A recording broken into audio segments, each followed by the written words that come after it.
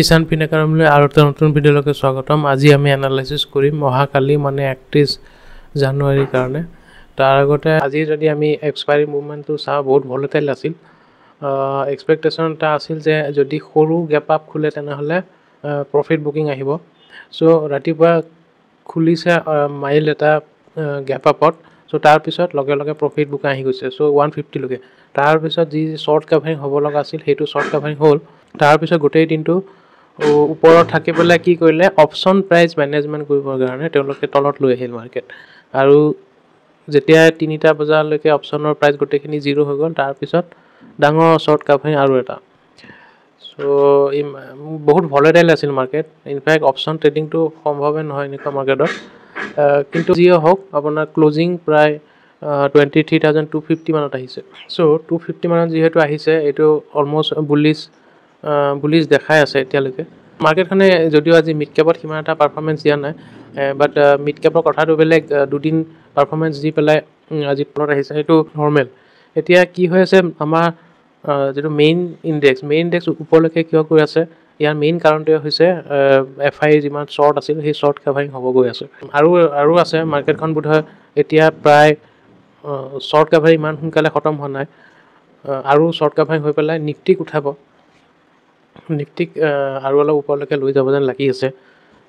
আৰু বাজেট ডেৰ কাৰণে এদিন আছে কেৱল। চ' তাৰ কাৰণে ৰিটেইলাৰৰ পজিশ্যন তেনেকুৱা বনোৱা নাই। কিন্তু FI যে শ্বৰ্ট কাভাৰিং কৰিছে সেইটো গম পায়। কি চাব গ'লে মাৰ্কেটখনত আৰু এটা বস্তু আছে কি, বেংক নিফটি আজিও ওপৰত গৈছে। চ' অহাকালি ব্ল' আউট কেণ্ডেল এটা দিব পাৰে। ব্ল' আউট কেণ্ডেল মানে এনেকুৱা ডাঙৰ মানে গ্ৰীণ কেণ্ডেল এটা, সেইটো আহিব পাৰে বেংক নিফটিত। নতুবা কি হয়, তলত খুলি পেলাই ওপৰত আহিব পাৰে, এনেকুৱাও হয়। চ' দুটা চান্সেছ আছে।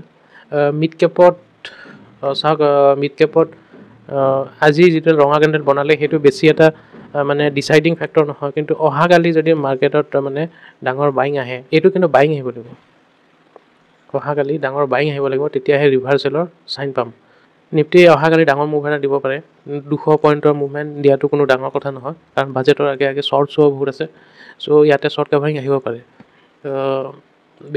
মই অহাকালি কি হ'ব, অহাকালি আপোনালোকৰ ট্ৰেডিঙৰ কাৰণে বেছি ভাবি লাভ নাই, কাৰণ বাজেট যিহেতু আছে।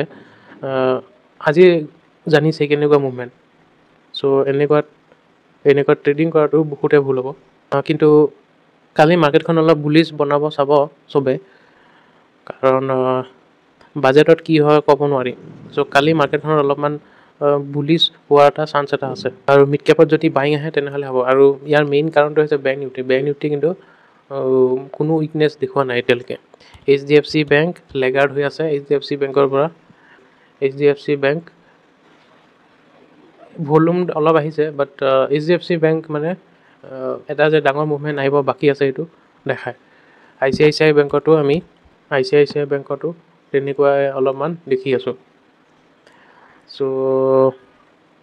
বেংক নিফটি অলপমান চাব লগা আছে।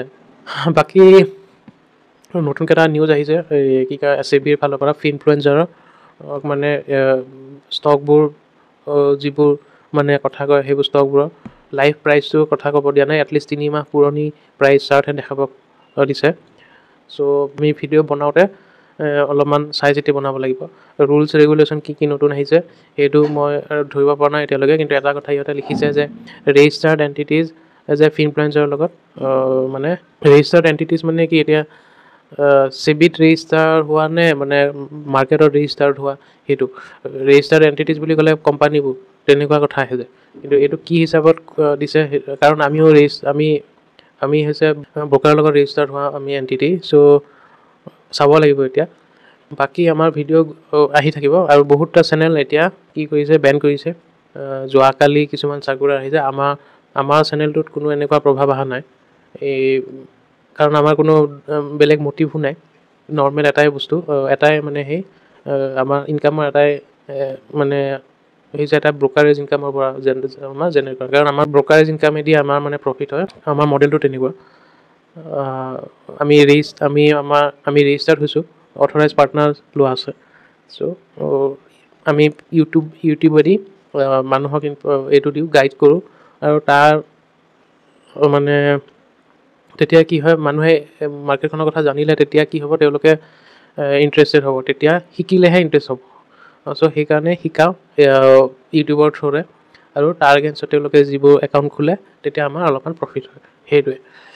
বাকী এটা কমিউনিটি এটা বনাম বুলি ভাবিছোঁ, চাওঁ এতিয়া পিছত যেতিয়া ছাবস্ক্ৰাইবাৰ বাঢ়ে তেতিয়া বনাম, এতিয়ালৈকে এনেকৈ ৰাখিম। Thank U.